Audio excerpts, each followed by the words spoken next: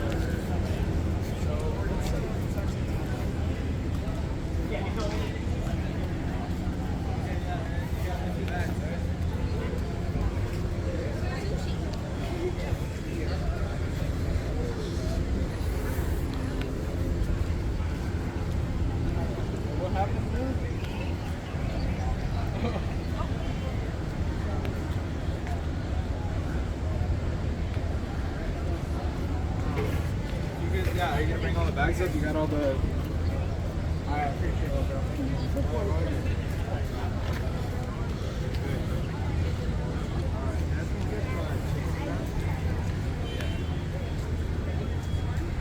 Yeah.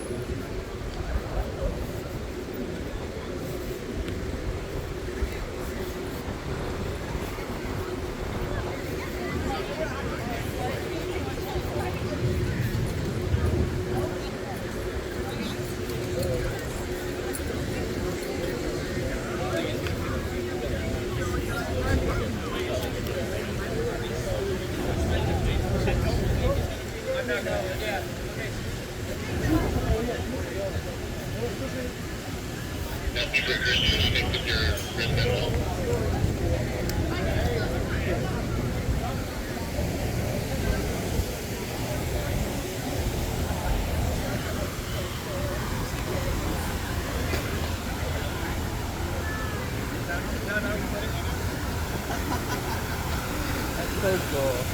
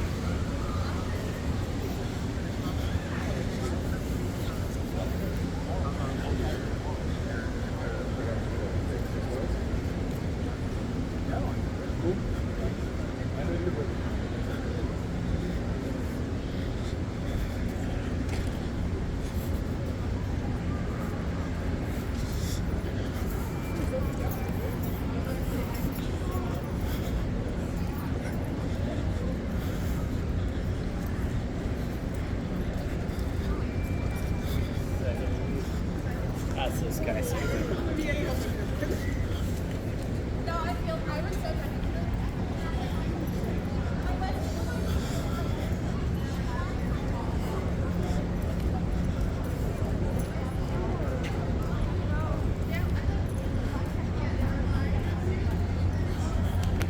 I want to know, like, the answer, like, what type of video should I do? What's trending now? Can I hop on this trend and you know, kind of follow the audience? But I'd also encourage creators to think about leading on. I think when I think about creators, I think about creativity. And I think some of the most successful creators out there are ones that aren't just doing a formula that you know, there's 1,000 other channels doing the same thing. If you can identify something new and interesting, uniquely your own, yeah, then you're gonna be able to probably bring people along. And we have analytics for that too. Like you can look and see which face to my name. People saw it, they shoot me a message. Hey, I like your work. I want to work with me. That's actually how I got the Lil Nas X contract for working with Roblox a couple years ago. I did a job for some guy on Twitter. He knew some guys at Roblox. He mentioned my name, and they contacted me, and that kind of was when the pivotal movement set rejected me to work in concerts. awesome. Colleen, how did you get started? Well, I started out about in 2014. I've had a small group of friends at the time that were kind of playing, making just. So, you know, as you grow your career and you build out into a team, can you share some of your experiences working with other developers or agencies in the space? Yeah, so I get the opportunity to work with all sorts of different people, especially from like Sony and Warner and all these other excellent companies. It's really fun because I think I kind of mentioned it before, but for a long time, Roblox, you almost feel like the imposter syndrome of, is this real development? You start working with a lot of these big partners and brands, and you see the joy that you're bringing them, and just the mass audience of like 10, 20, 30 million people that are checking out your other stuff with that. It makes it just feel so real, like, wow, I'm actually part of a really big thing, like I'm actually making good content, awesome people, and it's just enjoyable, like you're living the dream, job the dream, essentially. So was there a particular moment that you kind of felt that, like you were like, hey, I pushed, release on this and saw people getting into it, and you're like, wow, I feel like I really nailed it? Yeah, I'd say 24K Golden. We did a concert a while ago, and I wanted to change it up from just being a traditional, hey, let's watch a concert, to let's make this a story. Let's actually like encapsulate who is 24K Golden. He's a really funny, awesome guy. Let's like get him up there. So, the first set, the first song, like it gets abruptly ended because lightning comes and blows everything up. And then the evil Golden comes and he steals the microphone and he runs away, and you're like, what the heck's going on? But through this whole narrative story that we told, I just saw how the players just really enjoyed it. They're like, this is different, we didn't expect this. And you really just get more connected with the actual artist, and you get to see who they are behind the music. Yeah, I thought that was so cool because there's so many virtual concerts that are just concerts. It's like, hey, I'm on a stage, with a mic, I'm singing, and you're like, we're in a virtual world. We can do anything could happen, right? And so you guys did it. Yeah. How for you guys? What were collaborations or moments in your career that really felt like, hey, I'm loving it? So first off, working with other people like brands or even just other creators, it's really fun. It's super collaborative, and the thing I love is everybody brings something different to the table. Everyone has a unique way of working. Everyone does something differently, and that's one thing I really love about working in the Roblox space in general is that the idea of the industry standard is there, but these things are all concepts. They're ideas. They're adopted because they're effective, but it's not, hey, you have to do this way. People are constantly coming up with new ways to do things just as effective as what you would call industry standard in other industries. So it's just the amount of creativity in the space is amazing. Some moments that I've just wowed me working with brands like Chainsmokers, I'd say, was the big one for me. 24K was really nice as well, but Chainsmokers was awesome. That was right around RDC 2022 last year, and it was a really awesome experience to release that concert in person with my old lead, and we got to hang out in person and celebrate that with the company as well, and that made it really feel real to me that we're really making big impacts with these brands. Yeah, awesome. To kind of circle back to your point of the industry standards being there, working with a lot of indie developers as a translator, being able to see like the inner workings of like some of the most successful games like We're Gonna Beat to Place. The idea of industry standards is there, yes there is, but it's more of a how do we bend it to make it ours? Like a lot of indie developers come from the perspective of we're probably never going to be in the full industry like Unreal and such, so let's make the best out of it, let's make it ours, so that others who are coming from our side of things, like they can also be in this space along with us. So definitely one of the biggest things that wowed me was after I finished initially translating Retail Tycoon 2, I had a DM on Twitter from a 15-year-old boy from Krakow, Poland, being like, hey, I really loved Retail Tycoon for years. I've played this series all the time, and now that you were able to translate it, like, I am so hyped to be able to play it and then actually understand it and such. So awesome. That's awesome. Paul, anything? Oh man, so many moments. I'd say for me the most recent one though is maybe work on SpongeBob, and that's like a childhood cartoon. Like I remember specifically Channel 33 in my old hometown watching SpongeBob every Saturday morning and just being able to communicate and collaborate. And it's not just like, oh, this is our brand, we want to do this. They're in a call talking about like how can we make this best game. And I'm just like, well, we got a couple ideas, and it's just really, really fun. And seeing this game unfold in front of me, I'm just like, wow, this is a really insane opportunity and just an amazing experience where I can just do this. And I get to say I worked on a SpongeBob game. You know, never thought I'd get to say that, but I do. So that's definitely a number one for me. Yeah, I think you all are going to have experiences like that quite a bit in your careers. So, you know, how do you? So you're working with certain, you know, talent or brands or iconic IP, you know, and they're coming from a different place than Roblox. Right? They're not. They're entering into this community of, you know, this community of communities. What do you guys do to try to bring them in organically? And by organically, I mean like, you know, so the community doesn't look out. I think it's the biggest thing is to know the community. I think it goes back to one of the original questions of knowing what you're trying to hit, like who's your target audience, what are you trying to do here, and then bringing in someone like an artist, for instance. They have to be well on the platform because not every kid is going to know who Bon Jovi is. Sorry, Bon Jovi would be great, but you know, you gotta know who's going to work on the platform. You know, like 24K, you did fantastic. It was awesome. People loved him. Everyone knows his TikTok songs. So just knowing who the artist is or the brand and making sure that they connect with Roblox, the Roblox sphere, and then just making sure that you're working with the artist too, so it doesn't feel like a gimmick. Like I really enjoy working with Chainsmokers and meeting them like 7-8 times and actually working with them, collaborating and getting their ideas, because then it's not just, you know, hey, I'm making a game for these dudes and they didn't actually have anything to do with it. We're actually collaborating and expressing them through our art. Yeah, I'm sure you got a better experience. So what else do you all think about when you're trying to bring in, you know, something into the platform, try to make it the best possible experience? I think I mentioned it earlier, but I really just like to bring a level of excellence, and I like to hold myself to a higher standard, because being a self-taught developer with, you know, no formal education, no, you know, trophy in my cabinet to say, hey, I can do this, look at me. That was always my way to prove myself, have that little extra level of quality. And even now that I can say I'm, you know, at this point in my career, I'm doing all these great things, it's something I always hold with me. I really believe that it's up to everyone to strive for the highest version of themselves in anything they do. I really believe that the highest level of anything, no matter what it is, sports, your career, it's the highest level of anything is self-expression. I truly believe that. And so you express yourself the best way you can always in whatever you do.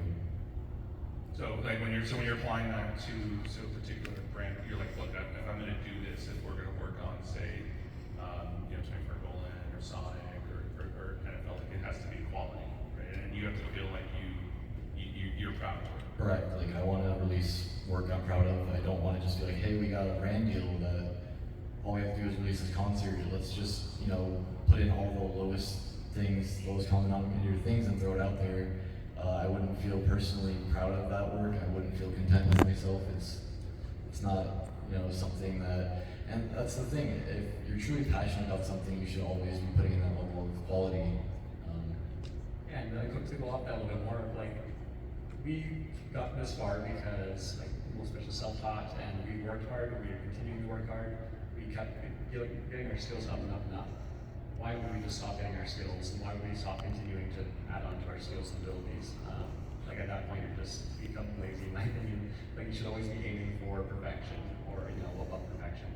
It's maybe possibly perfection, but maybe in your own eyes, at least trying to get 1% better every day, just keep getting better and better and better. Yeah. I mean, is that one of the benefits working in a team, right? I mean, not being sort of in your own like small group, maybe a few group of people that you're collaborating with, you know, sort of ad hoc, but like having to work with people day in, day out, and you know, kind of company. Do you feel like that's been really helpful for your development as a developer? Yeah, I mean, absolutely. Like actually, Dwayne Stinnett works with three of us here, and he was from Blizzard previously, like years ago, and he was like one of the original designers for World of Warcraft and StarCraft and Diablo. And he brought on, you know, Davy Jones and all these other really cool AAA developers. So our special ops team is full of AAAs and either developers from Roblox. So it's really cool to get skill sets and experience that they have on top of the skill sets that the Roblox developers have. And it does actually match really well because everyone's there for the same goal, just good content, and we're all just able to help each other and develop each other and our skills. Anyone add to that? Or, I have one more question very quick. So dovetails off of something you're saying, Vincenzo, which is like, is there anything that you've ever done that like just completely fell flat? Like, what did you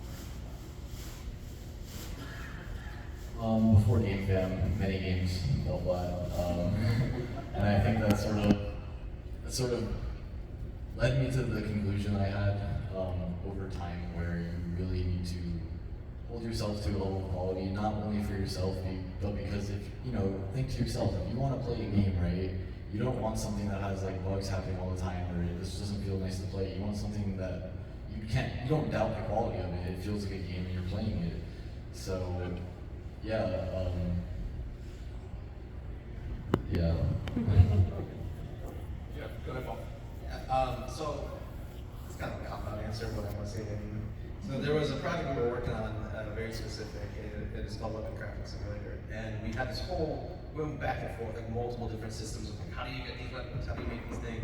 And we tried so many different ways, and they kept failing and failing and failing, and we eventually got to a point where like, oh, this approach that we had been trying doesn't work. So we're like, let's just think about something else. And we looked at all the negatives or all the things that we did wrong with the previous failures. We took all the positives and we made something completely different. And it was a really, really good success. Like our game just popped off or blew off. And I like to think that it wasn't like one success. It's little bits of success from all your failures put together to make one really high quality product. So this is where the cop-out comes out. I wouldn't say it's really failures because we have a lot of opportunities to learn and build from that, and they're pretty much all just micro successes leading up to another form of success.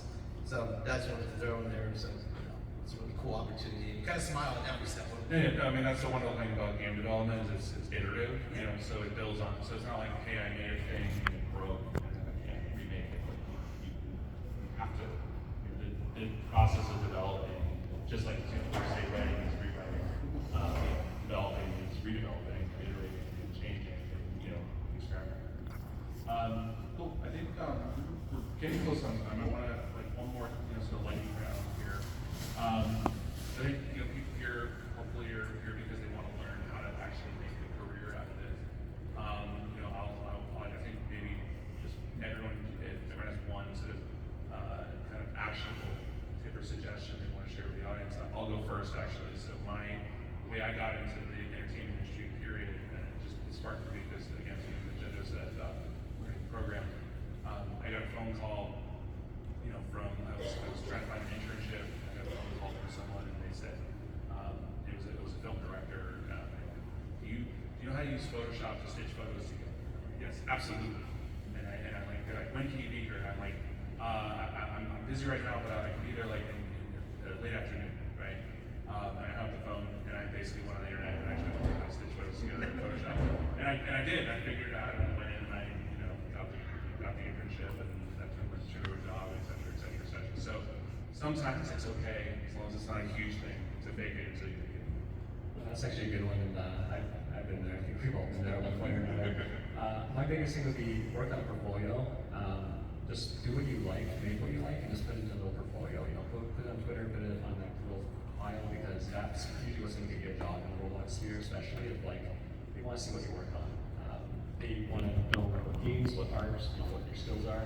Just compile it into a document or a dev forum post, and it's a really easy way to just get your name out there. People can see what you've done, they can scout you if they're hired.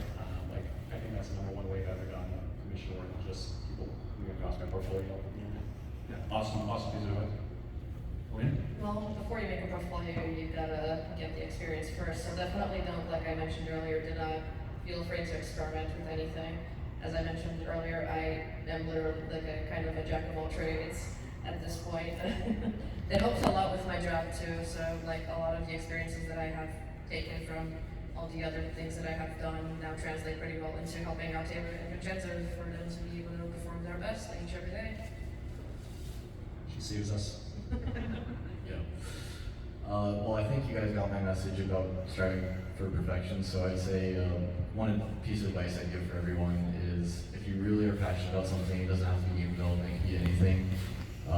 You just have to truly have that passion. Challenge where folks have to go out and photograph stuff. And the finalists, people are voting on their top photos. Next month, we will be making art centered around the finalists, the 3 finalists, and use those photos to make art for the entire month. And I sometimes shout out specific artworks that I like in my server and my content at the end of my videos, just really appreciating my server and all of the work that they do and the amazing community we managed to create together. So mine is similar to the suggestion box. I have my community members just message me what voice they want to hear. And they're like, African Dad, I'm like, that one is very easy. That one I can do it. That one is simple. And they really like Carisha. When I do Carisha voice, I was like, yeah, we're gonna do that too. So it's literally just like a note card that's like telling me what voice they want to hear for the next video. And then I'm able actually to make series off of it.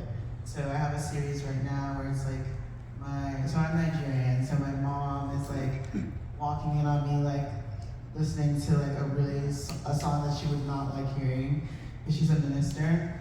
And yeah, so far it's been doing really well, but if it wasn't for them, I wouldn't have even really thought of the idea. So I think that's a verse.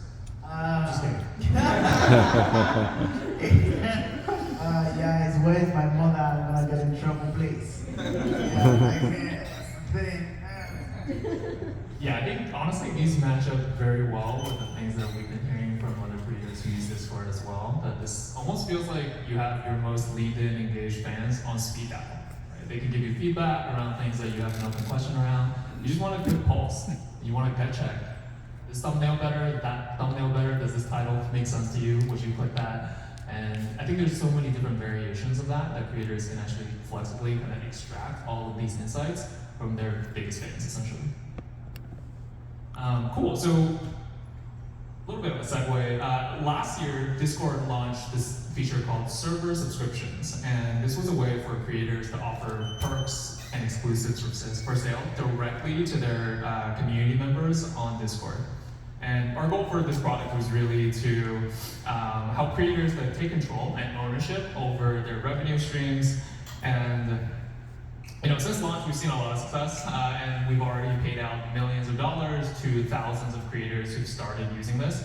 And in fact, Kelsey is one of our early adopters, and would love actually to get your perspective after using it. How it's been. You're currently using it to offer exclusive content and perks to paying members. What's your decision to do this, and what's your experience been? Yeah, so I had used other membership services in the past for creators, and I won't name any names, but I was really struggling with the lack of community building options. And Discord is literally community first, right? And you guys added server subscriptions much later on in kind of your cycle of development. And it was a no-brainer for me to add server subscriptions to my already existing community that was vibrant. We have thousands of members. Like, there was already this large value add of this amazing place that you could visit and chat and learn from totally for free. And then if you wanted more stuff just like that, you could pay a little bit of money and it was all integrated. You didn't have to leave the community to go somewhere else. And in fact, the community was even more centralized in the server subscriptions area because you have role-locked channels that are exclusive to paying members. And with media channels especially, I could upload videos and photos and audio, like newsletter, like podcast kinds of things that was totally secure and still in the server. So you didn't have to leave and go anywhere else. I hate having multiple platforms I have to focus on as a creator, like multiple websites, multiple logins, things that I'm paying for, and having it all centralized was so convenient. Awesome. All right, so it's clear that all of you get a ton of value back from the community as well, and I'm wondering, what are some effective ways that you found to really recognize and reward them within Discord, and how do you foster that long-term engagement that gets people to stick around? Yeah, so when it comes to like rewards, I guess, we have special ranks for people that are super active. There's this thing called Rose Rank that I have, Hannah Rose Rank. Yeah. So, and that's for like the most active of the whole entire community. And that whole chat, it's like a private chat with me, my mods, and just them. And I feel like that's a really cool way for them to make a lot of friends. I know a lot of people that have made complete friend groups based off of this one group chat. And not only that, but we do, sub SMP for the subs. It's all play on this Minecraft survival server together, and that's really fun. Yeah, and again, like the karaoke and things like that. We try and do as many things as we can. I like to do like a podcast in my Discord. They have stages. So what I'll do is I'll jump in there with like me and my friends, and then we'll just hang out in there and talk. And anybody who like raises their hand, we'll bring them up on stage and we'll let them talk with us and stuff like that. And we'll just kind of cycle through people. And the ones who are there all the time are obviously the ones we bring up like first and foremost and talk about what they've been doing or what's been going on, and let them kind of like hang out with us. So it's like a digital meet and greet kind of a thing. Because sometimes it's kind of tough to always be in the server and always be accessible if you have a large server or like really engaged fans. But doing it this way, like once a week or once a month, we'll do it and we'll like game with each other and stuff like that. That's a fantastic way to keep people like engaged and interested in what's going on the server and rewarded and feel seen, Yeah, I'm just there all the time. Like I'm just there all the time. Like I never leave. So for me, I'm just always chatting, I'm always having conversations, and if someone wants to reach me and like, I don't know, ask me a question, I can reliably get that answer on my Discord server because I'm just literally so chronically online, it is honestly maybe a little bit unhealthy. You heard it, do not sleep. Not sleep. I actually with the physical meet and greets, so my mom would bring waist beads from Africa, and so I give them out to my followers. So I actually have a bag in my hotel right now that I'm so excited. She just brought them from Nigeria. And I'm gonna have another meet and greet tomorrow, which thanks to Discord, they're helping me out with that. And that's gonna be at Disneyland, so I'm excited so I can give them out. So, yeah. Fun stuff. Cool, and okay, so I think this one is a potentially spicy one. Very curious about this. How do you manage your time and your resources to balance between creating content and engaging with your Discord community effectively? So I joked that I was chronically online before, and like that is absolutely true. But also I think it's just not that much work to engage with my community. Like I enjoy talking about the stuff that we talk about there, and I use Discord socially to hang out with other YouTubers and with my friends, and so I always have the app open, honestly. And it's just the barrier to checking my community a habit was super low. So it was really easy to just make a habit of checking it, like when I was waiting for my food to finish in the oven, or like pasta water to boil, or like my laundry to finish in the dryer, because dryers are never accurate about how long the laundry takes. And it was just, yeah, it was really easy to make it a habit, and it doesn't take me that much time, but my moderators do help make it really easy too because they live in other time zones, so they make moderation really, really very simple. Opposite. At the start, for me, it was really difficult to engage with my community because what I went viral for was like skits and sketches about like God and his angels. And it brought a very interesting mix of people to my server. And I was like, oh, I don't know if I want to talk to you guys, you know? Like just being so real. I was like, I don't know about this, you know? So it has become a thing of like, all right, like I said, I'm gonna kick people out. And it's become a thing of like almost, it kind of feels like gardening in a way, you know? Like maybe you start off just having a garden, but then you kind of have to decide like, what do we actually want to have here? Like who do we want to be like really taking care of and who do we want to be like having these conversations with? Like it sounds like you have a fantastic community that's always refreshing to you. And I'm like, that is like for me, it's been like, since I've been on Discord and getting everybody involved, like, okay, so different mods, maybe we have different themes. It's been becoming more and more exciting for me to get in there. It's been more time. Because before I'm like, an hour a day, I'll jump in there and respond to stuff. But as I've been like refining kind of what I put out in my content and kind of who's there and who we're responding to and giving energy to, it's become a lot easier to spend time there. As of right now though, I make sure I spend at least like an hour or 2 hours just with the app open on my phone. Notifications can be kind of crazy, so I have some areas silenced, but the general, I always get notifications for that, so I'm always seeing what they're saying. And if something's going down, I'm jumping in right to like, hey, no, I don't know, whatever we're talking about at the time. I'm like, no, pineapples don't go on pizza, you know? Any words. Yeah, that's kind of how I've been managing that. Lonnie, would I be allowed into like user? I don't know, because it sounds so exclusive. I need to check the vibes first. Oh my gosh, I lost my train of thought.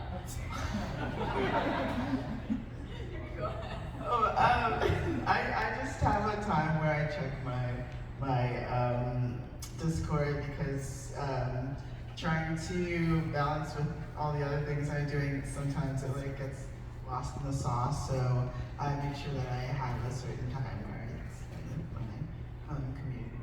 So.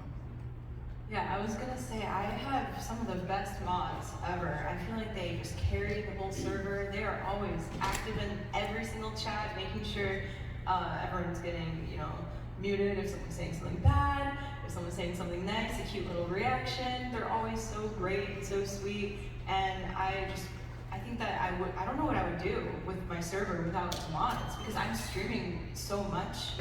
When you're live on Twitch or any other platform, you can't be, checking Discord, making sure everything is okay. And that's usually when everyone joins. When you're live, I'm usually announcing like, hey guys, make sure you join the Discord. So what if someone bad joins? I physically can't help moderate that. So thank you to all the mods. Shout out to the mods if there's any mods out here. But yeah, mods definitely carry the servers. Big plus one to that. I feel like it does take a village to run a community sometimes, and you can't always be there. Like, sleep is important. Please ignore what I said earlier. So I think it's actually critical to find those people who are super leaned in, they care about the community, the culture, and they're really the culture bearers who can help uplift everyone else and highlight the good and moderate the not so good. Cool. My next question is pretty general. So what's your long-term goal as content creators, and how does Discord support these goals? My long-term goal is to be a stand-up comedian.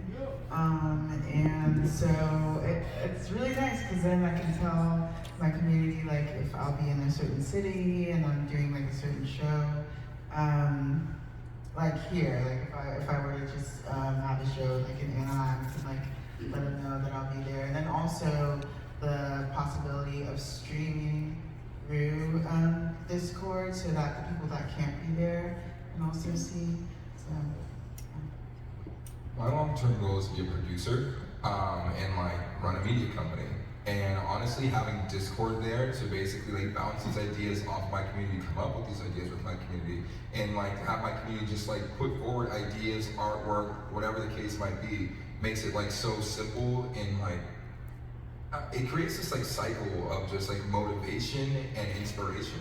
Because it's like, it's a super collaborative space. I think that's what I'm trying to say. Like the collaboration within Discord, how easy it is to have it open on your computer while you're like cleaning your room and like talking to people, talking to your server, or have it on your phone, like you gotta hop in the car and like drive somewhere.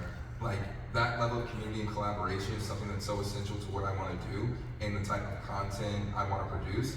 It just, I don't want to say it's a no-brainer, but it just makes the most sense and makes it very, very easy to accomplish that. Yeah, I think long term, I just want to keep streaming and keep building my community that I already have. You know, I strive to be able to play any game, you know, and have people watch, not just the Minecraft niche that I'm usually used to. It is kind of hard to branch out to different games because sometimes when your audience is one thing, they're kind of skeptical to something else. But I think Discord definitely helps. You know, have people that watch you for you, not just for the game that you're playing. So yeah, I think that my long-term goal is to keep streaming and hopefully inspire other people and women especially to start streaming themselves. Yeah, I mean, similar to what Hannah was talking about, I just want to keep doing what I'm doing. Like I love my life right now where I can wake up at like 10 a.m., roll out of bed and like work on an oil painting and film the process and like chat about it. You know, like that's, for an artist, that's kind of the dream life, you know, where you can just be fully supported financially by your fans who really enjoy the stuff that you're making, and that is such an amazing privilege. And I just want to keep doing what I'm already doing in Discord. The community that I've built there, the financial, like, you know, all of the finances aspect and the community and the support that I get in terms of feedback about my art and the direction I'm taking my YouTube channel is really invaluable for me. Yeah. Awesome. All right. I want you guys to take a deep breath. All right. Picture yourself 5 years ago. What advice would you give your younger self about their creator career? I do.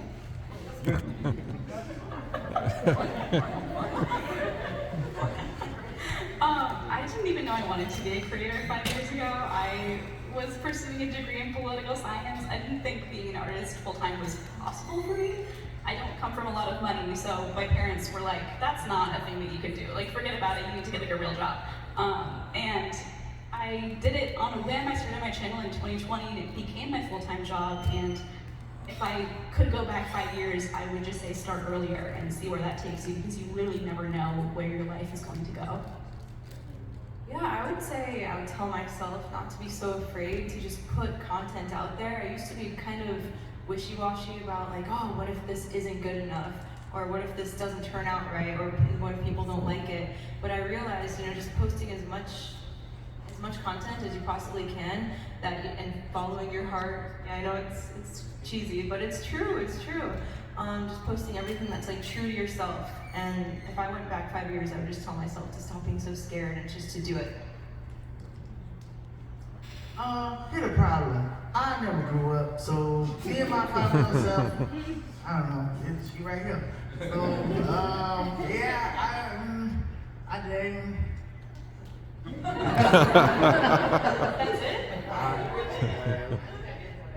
That's it? That's everything, and so yeah.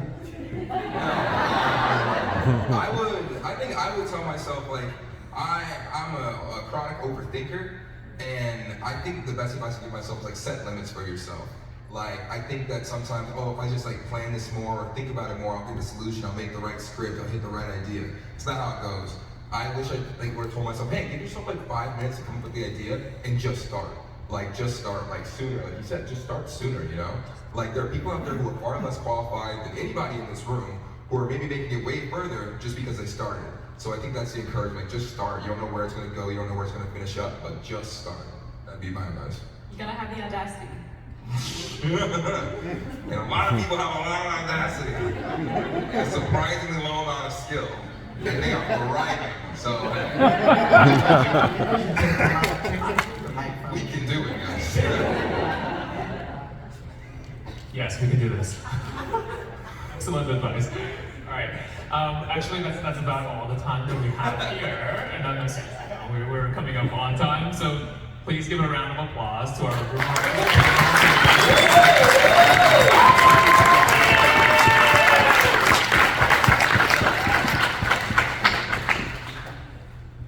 you know, just to summarize a few things, not like Off book.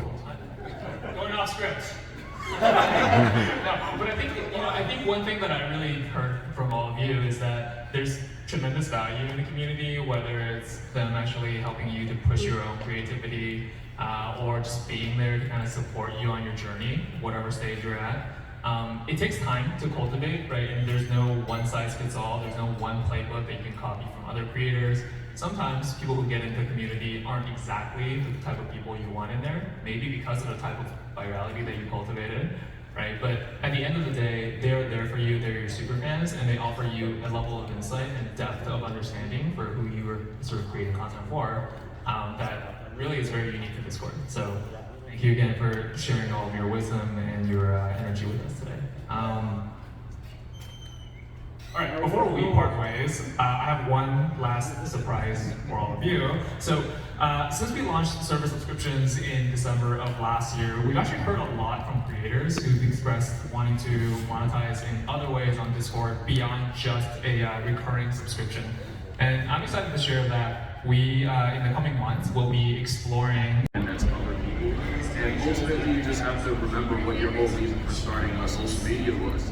You know, if you go in with the purpose of, you know, attaining a certain number or followers or some type of lifestyle, you know, it's not really, it's not going to be, you know, your heart's not really going to be in it. And there are some times where you just don't feel like creating content or it feels like a drain. And if you don't have that purpose intrinsically, then it's, you know, it's easy to just watching things recently, but there's something that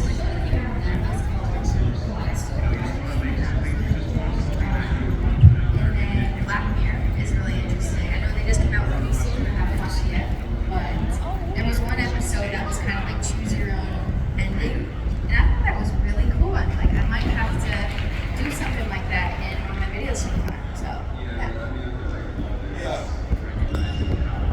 lately I've been a really big fan of the shows on Apple TV, Shrink Next Door, and Ted Lasso, Shrinking. I mean, everything that they're doing right now has been really good. I love anything with Tom Hanks and Sandra Bullock.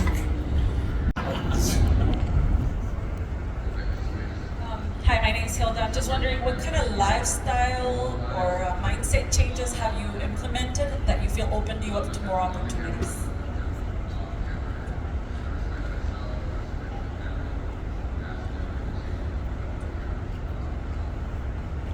really stumped me with this one. Yeah, you know what? Here, I'll answer it. Any lifestyle changes from before you were famous to now? Any lifestyle or mindset? How did you change your mind so that you opened yourself up to more opportunities? Because sometimes I feel like we limit ourselves and we create a wall for ourselves.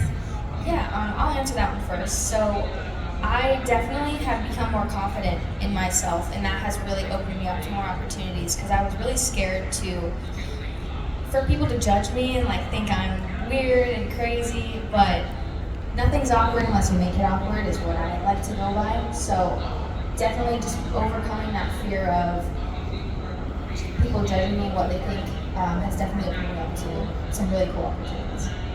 For me, I think since stepping into the content creator route and like honestly just the industry that I'm in general when it comes to like my career, I kind of accepted to say that everything happens for a reason is like real. It's so real and everything will align. Like the way he was talking about the commercial and the TV show we film, like when things align, it's such a good representation of everything happens for a reason, and I think I've just implemented that into my day-to-day life, and it's definitely changed my life for the better since looking at. Yeah, I think for me, the mindset that has changed is, I think for a while you can have this sort of feeling of like the imposter syndrome, and so I think just recognizing that maybe, you know, those numbers, those people that are watching you because you are doing a fine job, and the work that you're putting in is intentional, and so it's not an accident. And so when you go to that, then I think you can see like, oh, this is what I've done. I didn't realize that while I was so in my head about all this stuff, we actually were getting things done. And imagine how much more we could get done if we're not so against ourselves.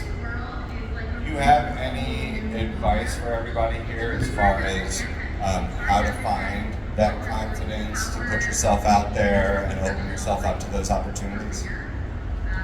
Just the bag. Just the money.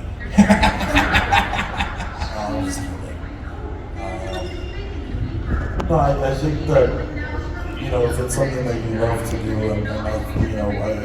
it's just a disservice to think about the few people that will be against you if there's a lot of people that will support you and laugh along with you. You know, I've learned for the last few years that there's room for you. Because the reality is not everybody wants to do it.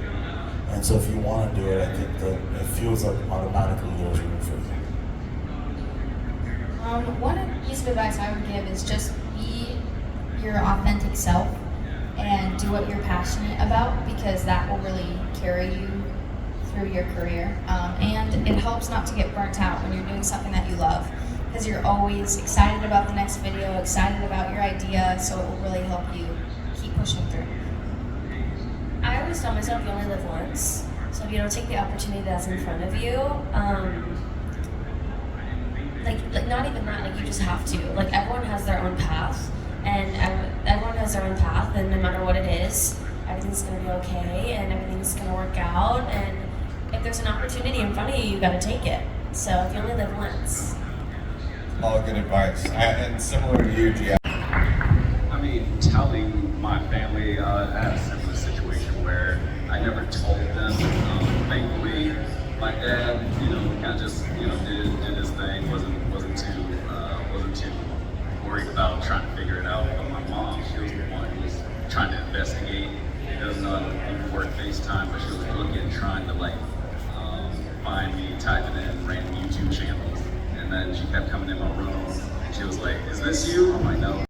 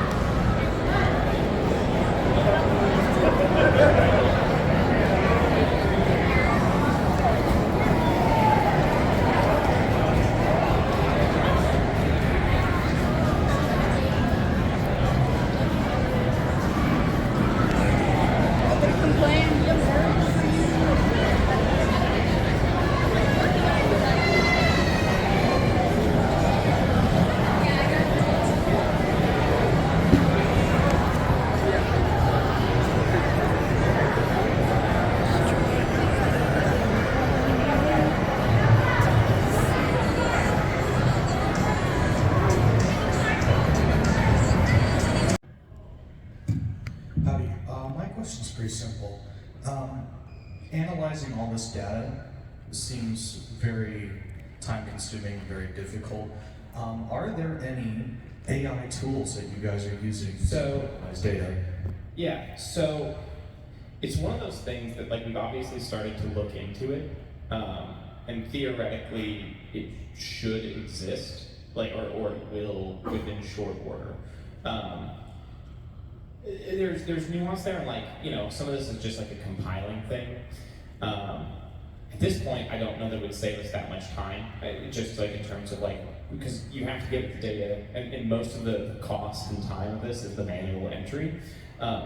So we're actually looking into, I think we were playing around a bit with SQL, the language SQL to pull out, you know, some of this data from like the YouTube API call. And so then you get into things like, well, there's probably some like, you know, automation there, just in terms of like, I can ask a large language model for the SQL inquiry. You know, you still have to kind of like input the data yourself a little bit. You know, and then like, same thing, like large language models from like a coding perspective.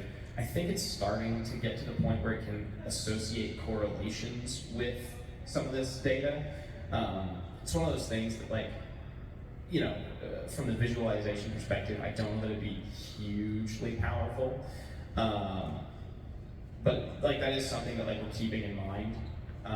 The thing that's actually most interesting from an analysis perspective, and I realize I'm sort of taking your question and running with it, is the idea of like things that we can't, like this being done, like there's some manual things that I'd love to automate, and then, you know, but a lot of it, like once you have that, it's kind of automated. You know, from there, and you're like, you know, and hey, if somebody's having trouble with this, get at us, happy to help. Tim at littlemonstermediaco.com. But something that's very interesting to me with the idea is like, and I think there's just a thing of like, we have a lot of like machine learning tools, but they're not talking to each other yet in a way that's really satisfying. But if we can take something like a diffusion model or like Google Vision's API or one of the diffusion models, and then talk about like, can you read the text? Can you read the facial expressions? When we're talking about auto transcripts, you know, can you give me the transcript of this video? And then can you find a correlation between that and the data of like, you know, here's, you know, there's a correlation of when you know, have happy faces in the thumbnail, CTR does this, or impressions do this. When you have a sad face, it does this. You know, more blue, more green. A lot of which probably would be things that we would throw out, but like, are just, like, it's weird to me that like, the interest of like any kind of machine learning or AI, I have like a weird hang up about like the pedantry of machine learning versus AI. So I realize I'm saying machine learning a lot. Evaluating a YouTube Kids library, because I think it's specifically interesting kids' behavior of they prioritize one specific thing. Like they want to watch the Frozen 2 movie, or they want to watch one Ryan World's video specifically, and they disregard the rest of the content. Yeah. So those are your thoughts. So it's one of those things like when you start to look into the cohorts of something like that, a couple of things come out. One, they're much more likely to have enduring or even growing library content where it's like, this goes on the bus, this Ryan's, you know, toy thing, etc. You know, any of those content, you know, that people want to watch the one specific thing or set of things on, you know, a really big channel.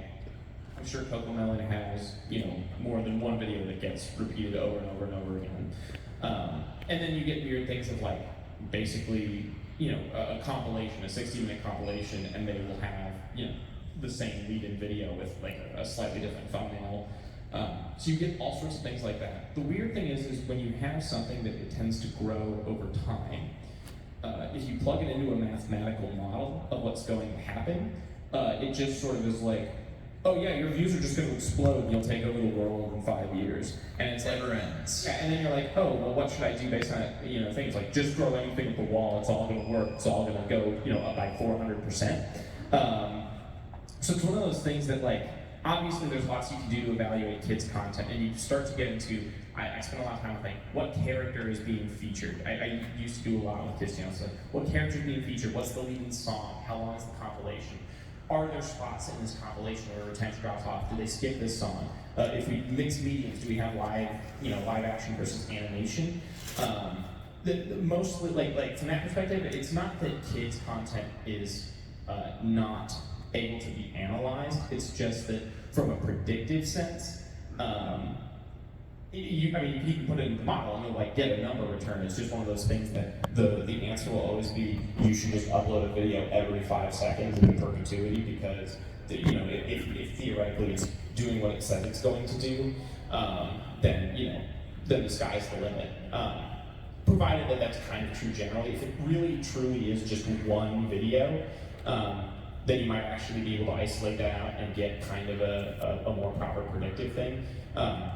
It's also just as a space, it's more heavily curated, so depending on how long you've been in the space, you know, like there's a lot less of like the content farming things, the figure families, the I think they call it now like things that don't hit the YouTube pillars of quality for the kids space.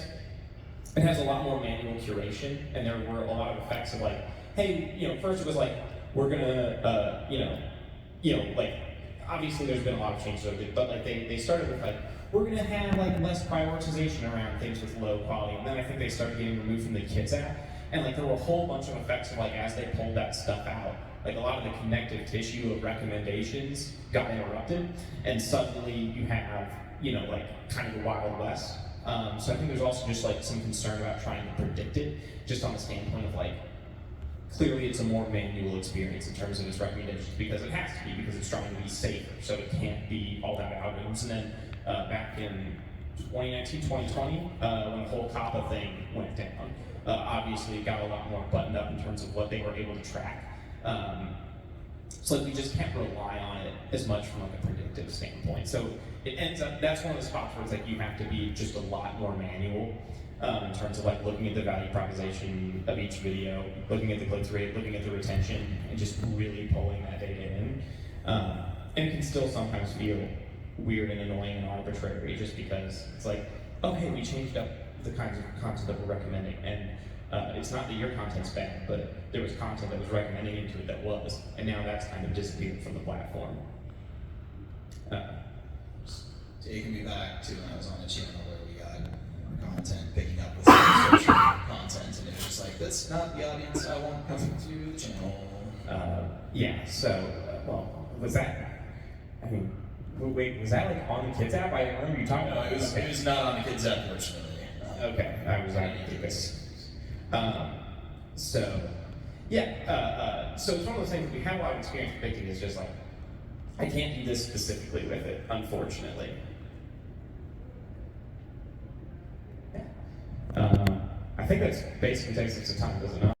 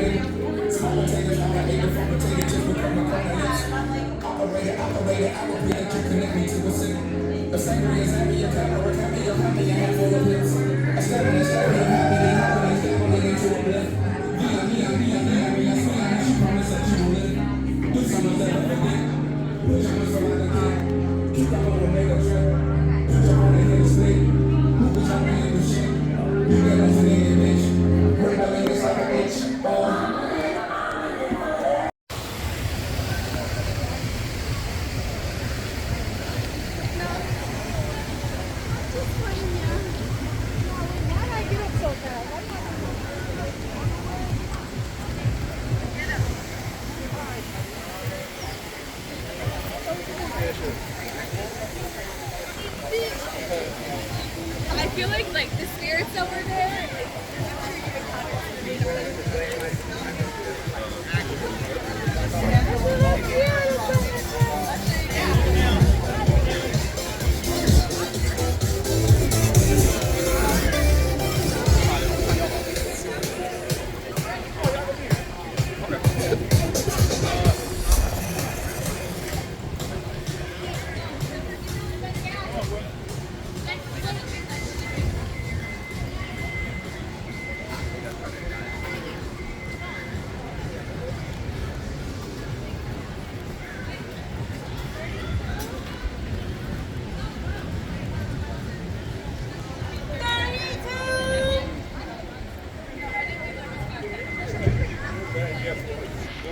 I'm sure you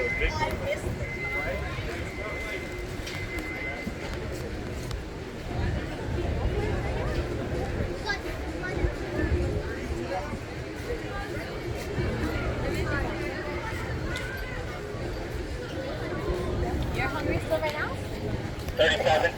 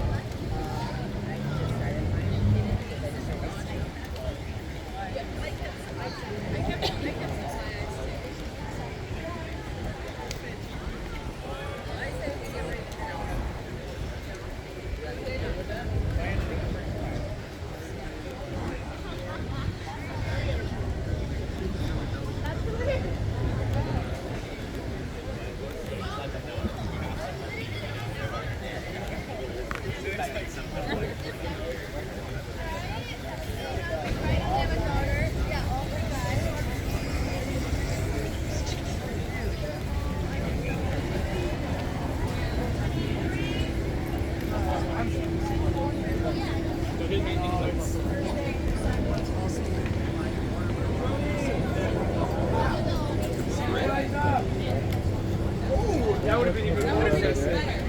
It's too like there's no way. I think he just met.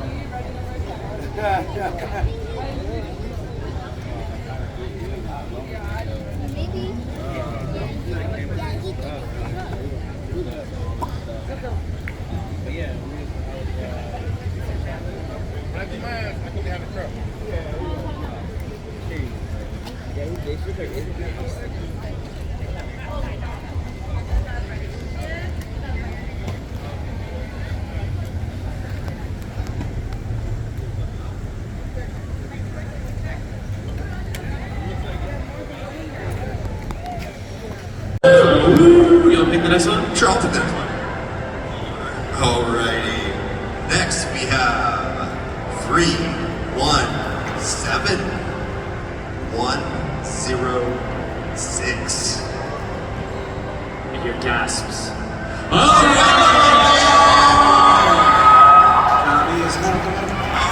yeah, that's Tommy's signed hat. Another free hat. Worn by Tommy. He was not wearing that when he ripped ass. What's the next prop?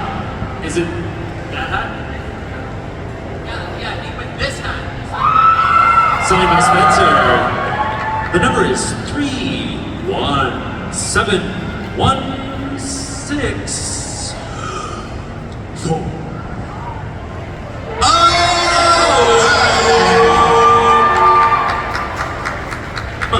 Is your signature, do you just wrote the word Spencer? Like in He literally just, yeah, it literally says Spencer. That's like the human version he of wrote chosen.